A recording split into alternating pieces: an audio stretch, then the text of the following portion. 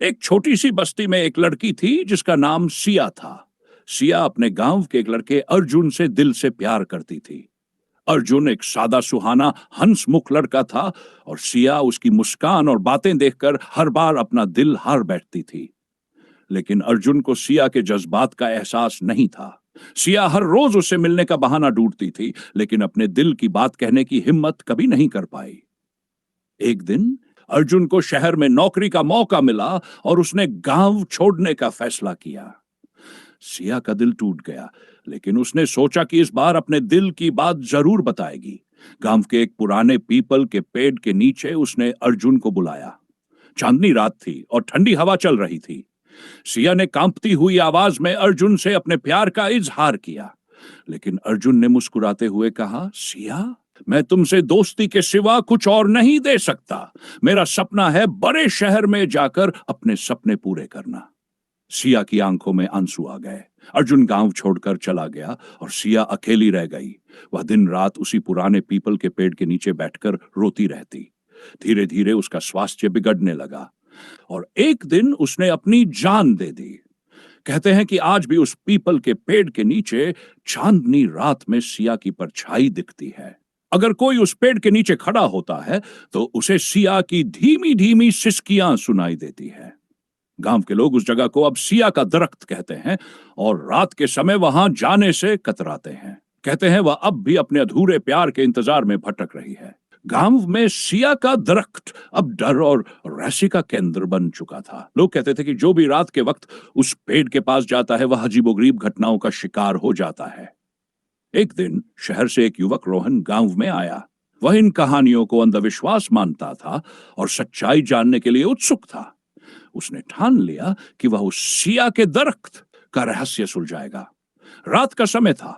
पूरा गांव गहरी नींद में था। रोहन अपने हाथ में टॉर्च लेकर उस पीपल के पेड़ की ओर बढ़ा। हवा में अजीब सी सिहरन थी और चारों तरफ सन्नाटा। जैसे ही वह पेड़ के पास पहुंचा, हवा अचानक तेज हो गई।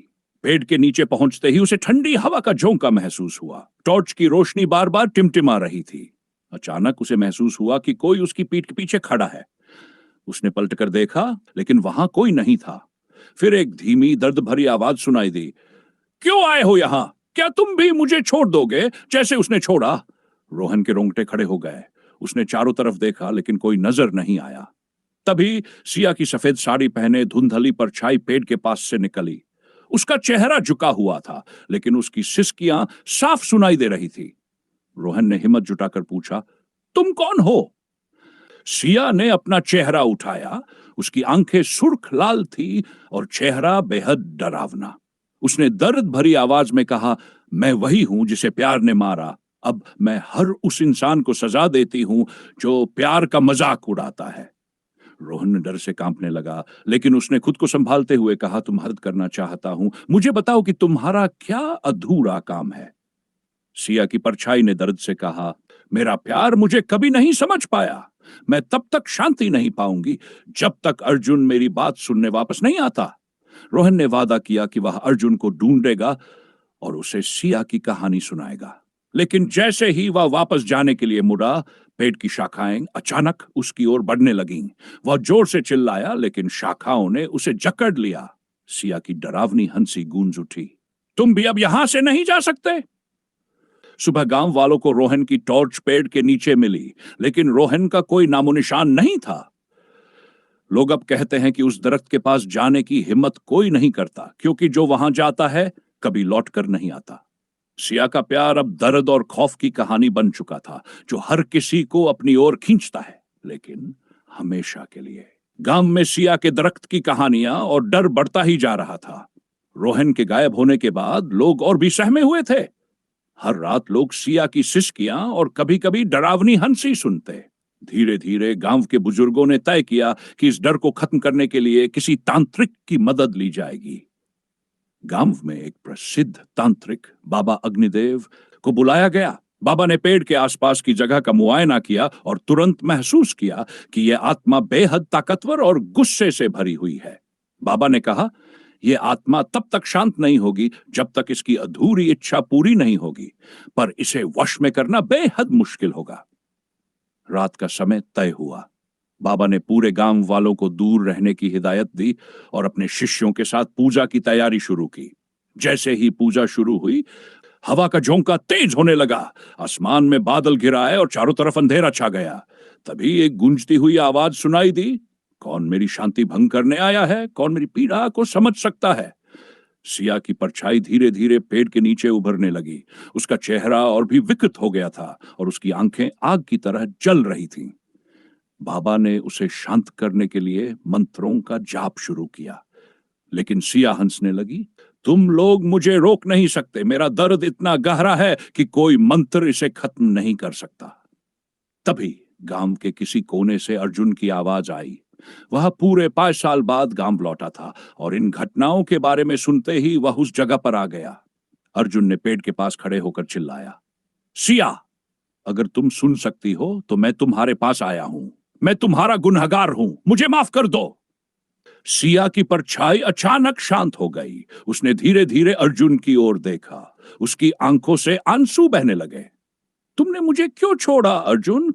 मैं तुम्हारे बिना अधूरी रह गई, सिया ने रोते हुए कहा। अर्जुन ने कांपते हुए जवाब दिया, मुझे माफ कर दो सिया। मैं तुम्हारे प्यार को समझ नहीं सका, लेकिन अब मैं यहां हूं तुम्हारी आत्मा को शांति देने के लिए। सिया का चेहरा एक पल के लिए कोमल हो गया, लेकिन तभी उसकी परछाई और विकृत हो गई। उसने चिल्लाकर कहा, तुम्हें मेरी पीड़ा का अनुभव करना होगा। मैं तब तक शांत नहीं हो सकती जब तक तुम भी वही दर्द महसूस नहीं करोगे। अचानक अर्जुन के चारों तरफ अंधेरा छा गया। बाबा ने अर्जुन को बचाने के लिए एक शक्तिशाली मंत्र पढ़ा, लेकिन यह सब बेअसर रहा। अर्जुन ने अपनी आखिरी सांस लेते हुए कहा, अगर मेरी मौत से तुम्हें शांति मिलती है तो मैं खुशी से यह दर्द सहूंगा। सिया की परछाई अचानक ठहर गई। उसकी लाल आंखें शांत हो गई और उसका शरीर रोशनी में बदलने लगा। उसने कहा, तुमने अपने प्यार की सच्चाई साबित कर दी। अब मैं मुक्त हो रही हूं। इसके बाद सिया की परछाई हवा में विलीन हो गई और उस दरख्त के आसपास का सन्नाटा टूट गया। लेकिन अर्जुन अब नहीं रहा। बाबा ने गांव वालों को बताया कि सिया की आत्मा को शांति मिल गई है, लेकिन उसकी कहानी हर किसी के दिल में हमेशा एक चेतावनी के रूप में जिंदा रहेगी। आज भी लोग उस जगह जाते हैं जहां अर्जुन और सिया ने अपनी अंतिम मुलाकात की थी। कहते हैं उस जगह फूलों की महक आती है, मानो सिया और अर्जुन का प्यार कभी खत्म न हुआ हो। अर्जुन की मौत के बाद गांव में सब कुछ शांत लग रहा था, लेकिन यह शांति ज्यादा दिनों तक नहीं टिक पाई। कुछ हफ्तों बाद गांव के लोगों ने देखा कि सिया के दरख्त पर खून की लकीरें उभरने लगीं। वह दरख्त रात के समय अजीब अजीब आवाजें करने लगा। गांव के बुजुर्गों ने सोचा कि शायद अर्जुन और सिया की आत्मा अब भी पूरी तरह मुक्त नहीं हो पाई। उन्होंने बाबा अग्निदेव से संपर्क किया, लेकिन इस बार बाबा भी पेड़ के पास जाने से कतराने लगे। उन्होंने कहा, इस बार यह मामला ज्यादा खतरनाक है। यहां कोई गहरी आत्मा का खेल है। सिया और अर्जुन के प्यार की इस त्रासदी ने कुछ ऐसा पैदा किया है जो अब मौत और दर्द से जुड़ा हुआ है। एक नई परछाई एक रात गांव का एक छोटा लड़का मनीष अचानक लापता हो गया। उसके माता पिता ने पूरी रात उसे ढूंढा, लेकिन वह कहीं नहीं मिला। अगली सुबह उसका शरीर सिया के दरख्त के पास पड़ा मिला। उसकी आंखें हुली थीं और उसके होंठ पर खून का निशान था। गांव में उस जगह पर एक नई परछाई ने डेरा जमा लिया है। यह परछाई किसी की नहीं बल्कि अर्जुन की थी।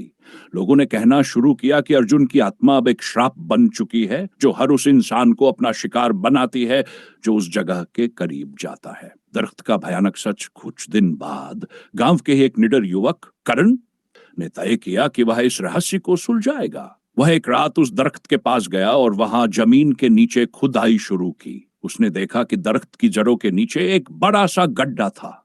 गड्ढे के अंदर उसे एक पुरानी पेटी मिली। पेटी सिया के पुराने खत और अर्जुन की एक तस्वीर थी। लेकिन सबसे डरावनी चीज थी सिया की कटी हुई चूड़ियां और लाल रंग की साड़ी का एक टुकड़ा जो खून से सना हुआ था। जैसे ही करण ने इन चीजों को छुआ, अचानक हवा बेहद तेज हो गई। अर्जुन और सिया की नई कहानी, सिया और अर्जुन की परछाई एक साथ सामने आई, लेकिन इस बार उनके चेहरे पर दर्द के साथ गुस्सा भी था।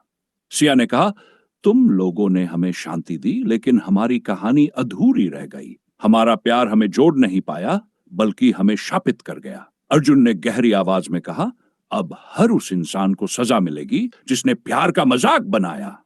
हमारी आत्मा तब तक इस दुनिया से नहीं जाएगी जब तक यह पेड़ खत्म नहीं होगा। यह सुनकर करण ने भागने की कोशिश की, लेकिन पेड़ की जड़ें उसे खींचने लगीं।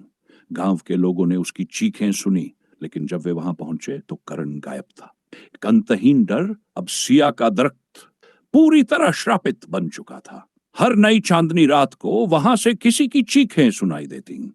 कहते हैं कि सिया और अर्जुन की आत्मा ने अब प्यार के नाम पर सब कुछ मिटाने की ठान ली थी। गांव खाली होने लगा, लोग अपने घर छोड़कर भाग गए। लेकिन कहते हैं कि जो भी उस दरख्त के पास रात में रुकता है, उसे सिया और अर्जुन की दर्द भरी सिसकियां सुनाई देती है। कोई कहता है कि यह प्यार की त्रासदी है, तो कोई इसे श्राप मानता है। क्या यह अंत है? अब तक कोई यह नहीं जान सका कि सिया का दरख्त आखिर कब तक खड़ा रहेगा। लेकिन हर गुजरती रात के साथ उस दरख्त की जड़ें और गहरी हो रही है, मानो वह हर किसी की आत्मा को अपनी जमीन के नीचे खींच रहा हो। प्यार से शुरू हुई यह कहानी अब डर और मौत की अंतहीन दास्तान बन चुकी है।